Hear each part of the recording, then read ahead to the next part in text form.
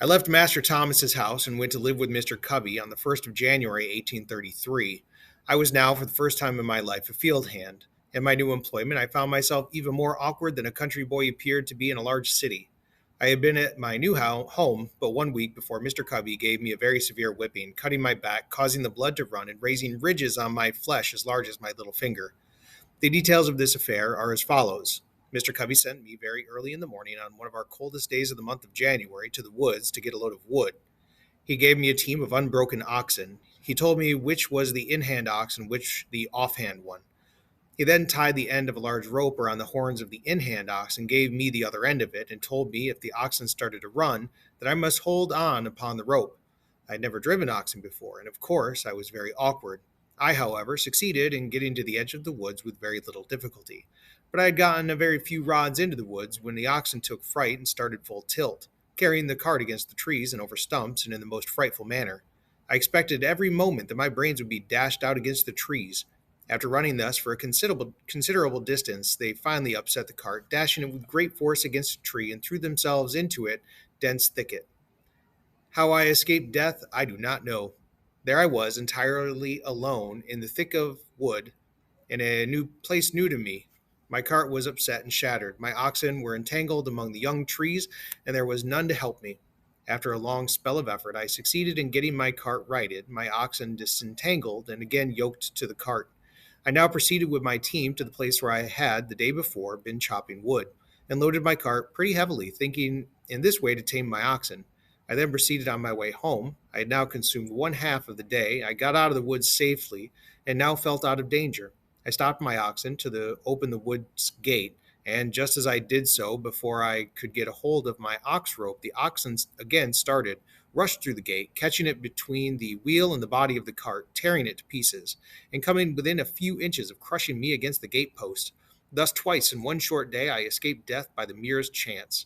On my return, I told Mr. Covey what had happened and how it had happened. He ordered me to return to the woods again immediately. I did so, and he followed on after me. Just as I got into the woods, he came up and told me to stop my cart, and that he would teach me how to trifle away my time and break gates. He then went to a large gum tree, and with his axe cut 3 large switches, and after trimming them neatly with his pocket knife, he ordered me to take off my clothes. I made him no answer, but stood with my clothes on. He repeated his order. I still made him no answer, nor did I move to strip myself. Upon this, he rushed at me with fierceness of a tiger, tore off my clothes, and lashed me till he had worn out his switches, cutting me so savagely as to leave marks visible for a long time after. This whipping was the first of a number just like it, and for similar offenses. I was seldom free from a sore back. My awkwardness was almost always his excuse for whipping me. We were worked fully up to that point of endurance. Long before day we were up, our horses fed, and by the first approach of day we were off to the fields with our hoes and plowing teams. Mr. Covey gave us enough to eat, but scarce time to eat it.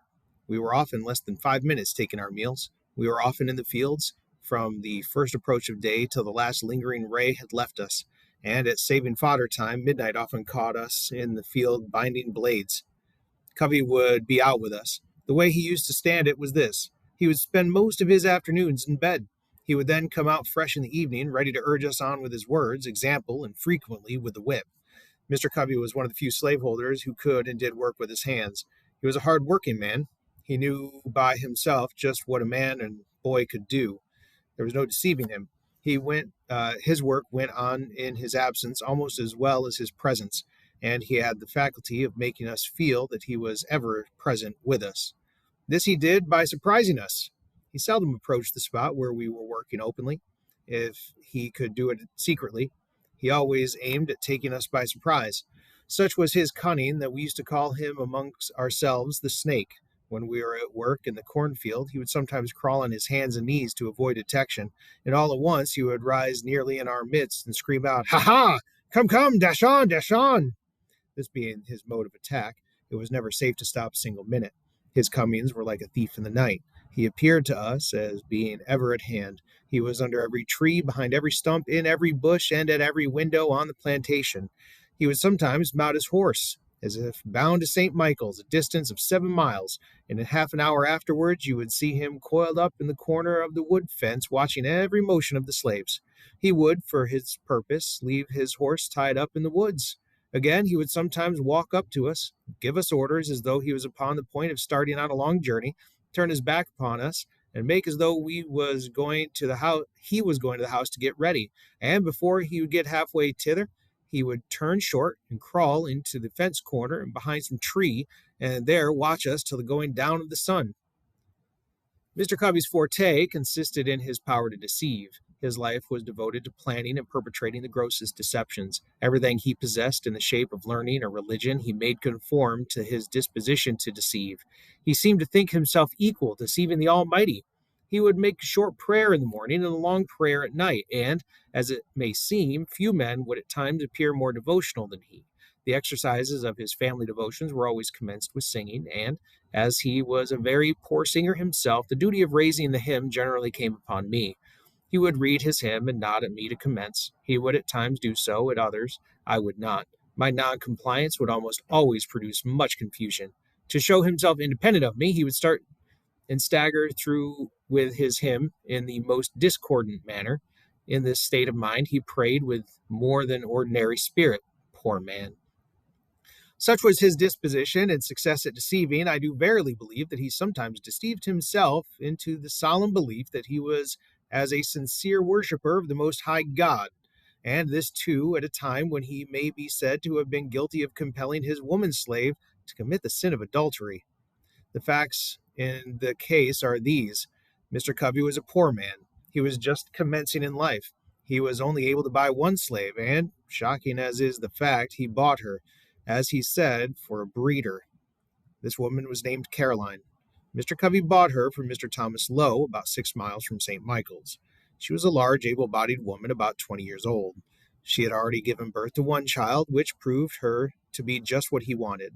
After buying her, he hired a married man of Mr. Samuel Harrison to live with him 1 year, and him he used to fasten up with her every night. The result was that at the end of the year, the miserable woman gave birth to twins. At the result, Mr. Covey seemed to be highly pleased, both with the man and with the wretched woman. Such was his joy and that of his wife that nothing they could do for Caroline during her confinement was too good or too hard to be done. The children were regarded as being quite an addition to his wealth. Stay with Mr. Covey. We were worked in all weathers. It was never too hot or too cold. It could never rain, blow, hail, or snow too hard for us to work in the field. Work, work, work was scarcely more the order of the day than of the night. The longest days were too short for him, and the shortest nights too long for him. I was somewhat unmanageable when I first went there, but a few months of this discipline tamed me. Mr. Covey succeeded in breaking me. I was broken in body, soul, and spirit. My natural elasticity was crushed. My intellect languished. The disposition to read departed. The cheerful spark that lingered about my eye died. The dark night of slavery closed in upon me, and behold, a man transformed into a brute. We're skipping some lines here. I have already intimated that my condition was much worse during the first 6 months of my stay at Mr. Covey's than in the last 6. The circumstances leading to the change in Mr. Covey's course toward me form an epoch in my humble history. You have seen how a man was made a slave. You shall see how a slave was made a man. In one of the hottest days of the month, August 1833, Bill Smith, William Hughes, a slave named Eli, and myself were engaged in fanning wheat. Hughes was clearing the fanned wheat from before the fan, and Eli was turning, Smith was feeding, and I was carrying wheat to the fan. The work was simple, requiring strength rather than intellect. Yet, to one entirely unused to such work, it came very hard. About 3 o'clock of that day, I broke down. My strength failed me. I was seized with a violent aching of the head, attended with extreme dizziness. I trembled in every limb. Finding what was coming, I nerved myself up, feeling it would never do to stop work. I stopped as long as I could, staggered to the hopper with grain. When I could stand no longer, I fell, and felt as held down by an immense weight. The fan, of course, stopped. Everyone had his own work to do, and no one could do the work of the other and have his own go on at the same time. Mr. Covey was at the house, about 100 yards from the treading yard where we were fanning. On hearing the fan stop, he immediately left and came to the spot where we were. He hastily inquired what was the matter. Bill answered that I was sick, and there was no one to bring wheat to the fan. I had by this time crawled away under the side of the post and rail fence by which the yard was enclosed, hoping to find relief by getting out of the sun. He then asked where I was. He was told by one of the hands. He came to the spot and, after looking at me a while, asked me what was the matter. I told him as well as I could, for I had scarce had strength to speak. He then gave me a savage kick in the side and told me to get up. I tried to do so, but fell back in the attempt. He gave me another kick and again told me to rise. I again tried, succeeded in gaining my feet, but stooped to get the tub with which I was feeding the fan. I again staggered and fell. While down in this situation, Mr. Covey took up the hickory slat with which Hughes had been striking half of the half bushel measure, and with it gave me a heavy blow upon the head, making a large wound, and the blood ran freely. And with this again told me to get up. I made no effort to comply, having now made up my mind to let him do his worst. In a short time after receiving this blow, my head grew better. Mr. Covey had now left me to my fate. At this moment I resolved, for the first time, to go to my master, enter a complaint, and ask his protection. In order to do this, I must that afternoon walk 7 miles, and this under the circumstances was truly a severe undertaking. I was exceedingly feeble, made so as much by the kicks and blows which I received as by the severe fit of sickness to which I had been subjected. I, however, watched my chance. While Covey was looking in the opposite direction, I darted for St. Michael's. I succeeded in getting a considerable distance on my way to the woods when Covey discovered me and called after me to come back, threatening what he would do if I did not come back. I disregarded both his calls and his threats and made my way to the woods as fast as my feeble state would allow, and thinking I might be overhauled by him if I kept the road, walked through the woods, keeping far enough from the road to avoid detection, and near enough to prevent losing my way. I had not gone far before my little strength again failed me. I could go no further. I fell down and lay for a considerable time. The blood was yet oozing from the wound on my head. For a time I thought I should bleed to death, and think now that I should have done so, but that the blood so matted my hair as to stop the wound. After lying there about 3/4 of an hour, I nerved myself up again and started on my way, through bogs and briars, barefooted and bareheaded, tearing my feet sometimes at nearly every step. And after a journey of about 7 miles, occupying some 5 hours to perform, I arrived at my master's store. I then presented an appearance enough to affect any but a heart of iron. From the crown of my head to my feet I was covered with blood. My hair was all clotted with dust and blood. My shirt was stiff with blood. My legs and feet were torn in sundry places with briars and thorns and were covered with blood. I suppose I looked like a man who had escaped a den of wild beasts and barely escaped them. In this state I appeared before my master, humbly entreating him to interpose his authority for my protection. I told him all the circumstances as well as I could, and it seemed, as I spoke at times, to affect him. He would then walk the floor and seek to justify Covey by saying he expected I had deserved it. He asked me what I wanted. I told him to let me get a new home, that as sure as I lived with Mr. Covey again, I should live with, but to die with him, that Covey would surely kill me. He was in a fair way for it. Master Thomas ridiculed the idea that there was any danger of Mr. Covey killing me, and said that he knew Mr. Covey, that he was a good man, and that he could not think of taking me from him, that should he do so, he would lose the whole year's wages, that I belonged to Mr. Covey for 1 year, and that I must go back to him, come what might, and that I must not trouble him with any more stories, or that he would himself get a hold of me. After threatening me thus, he gave me a very large dose of salts, telling me that I might remain in St. Michael's that night, it being quite late, but that I must be back off to Mr. Covey's early in the morning, and that if I did not, he would get a hold of me, which meant he would whip me. I remained all night, and according to his orders, I started off to Covey's in the morning, Saturday morning, wearied in body and broken in spirit. I got no supper that night, or breakfast that morning.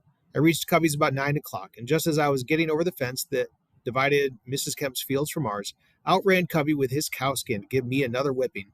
But before he could reach me, I succeeded in getting to the cornfield, and as the corn was very high, it afforded me the means of hiding. He seemed very angry and searched for me a long time. My behavior was altogether unaccountable. He finally gave up the chase, thinking, I suppose, that I must come home for something to eat. He would give himself no further trouble in looking for me. I spent that day mostly in the woods, having the alternative before me to go home and be whipped to death, or stay in the woods and be starved to death. That night, I fell in with Sandy Jenkins, a slave who I was somewhat acquainted with.